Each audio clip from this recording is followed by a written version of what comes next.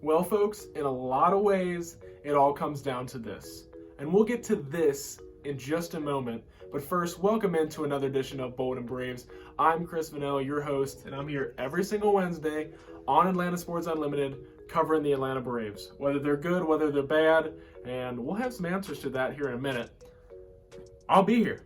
So be sure to like this video and subscribe to our channel. We're on the road to 2,000 subscribers. We're trying to get there with your help. So if you haven't already, hit that red subscribe button. You will make my day. Also follow us on social media to keep up with everything we've got going on. We're on Facebook, we're on Twitter at Atlanta Sports Unlimited. So be sure to do that as well.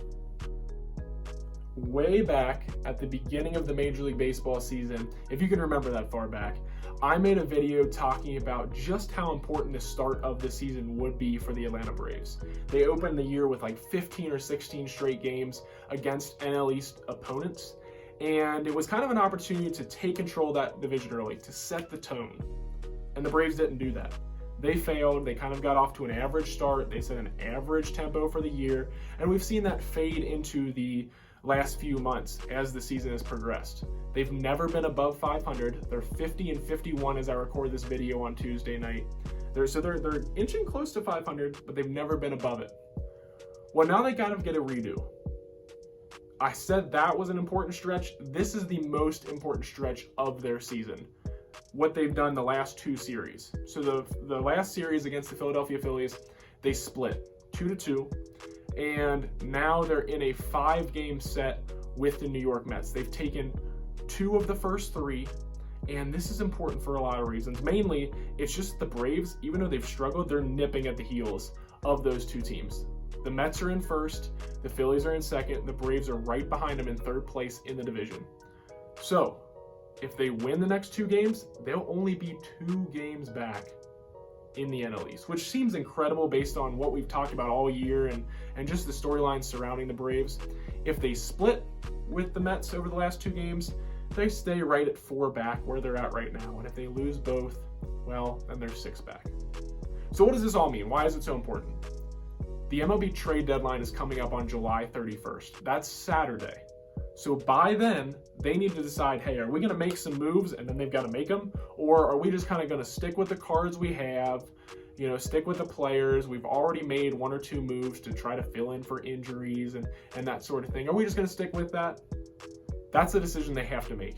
And honestly, it could go either way right now. So here's what I propose. Because they're going to be so close, if they take both of the next 2 games, so close, they'd be 2 back of the Mets, and the Mets are catchable right now. Jacob deGrom is out. He's their everything, their heart, their soul, their Superman. He's going to be out for at least 1 or 2 more weeks. Then their best hitter, and this is a team for whatever reason cannot hit right now, their best hitter, Francisco Lindor, is also out. So the Mets are very, very catchable. They're wavering, and they're not the super team that they kind of advertised themselves or marketed themselves as in the offseason after making that flurry of moves. So if the Braves win both games against the Mets, I think they should buy. I think you throw your chips in. Maybe you look at dealing a Christian Pache. I know it would hurt to give him up because he's been so highly touted coming up through the minor leagues, but we've seen him in the big leagues for a cup of coffee or 2 so far in the postseason last year, and then earlier this season. He's not getting the job done. At least from a hitting standpoint. He has not been able to hit big league pitching. And maybe there's another prospect or 2 that you're willing to deal to bolster that bullpen that desperately needs help. The back end of the Braves bullpen needs help, and it's not postseason ready at this point. So maybe you go out, you get 1 or 2 bullpenners. Maybe even after getting Stephen Vogt and Jock Peterson to kind of enhance that lineup in the wake of injuries to Travis d'Arnaud and Ronald Acuna Jr., maybe you still go out and try to bolster it a little more. Maybe a Chris Bryant is talked about from the Chicago Cubs. Maybe Craig Kimbrell in that relief role with the Cubs is another guy that's talked about. He's a former Brave and would slide into that role very nicely. But even though the Braves have options, there's going to be trade, guys on the trading block. It's the deadline. It happens every year. Maybe if they lose 1 game, maybe they lose 2 games over the next 2, they should just stay put. You don't want to risk too much of your future assets for a team that is missing its best position player, Ronald Acuna Jr., and missing its best starting pitcher, Mike Soroka, if you don't think it's guaranteed to go anywhere. I think if the Braves make some moves, and they're only 2 back after the next 2, they've got a shot at catching the Mets pretty soon.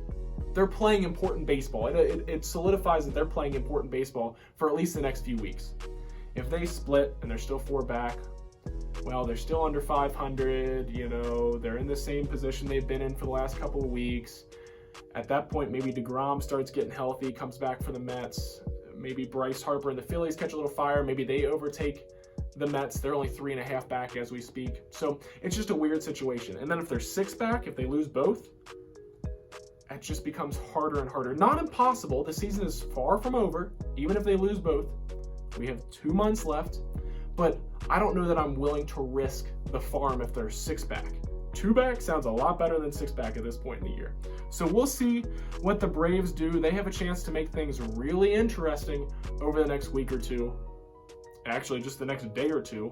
And we're going to see that case being made, whether they should be buyers or sellers, in the next 2 days.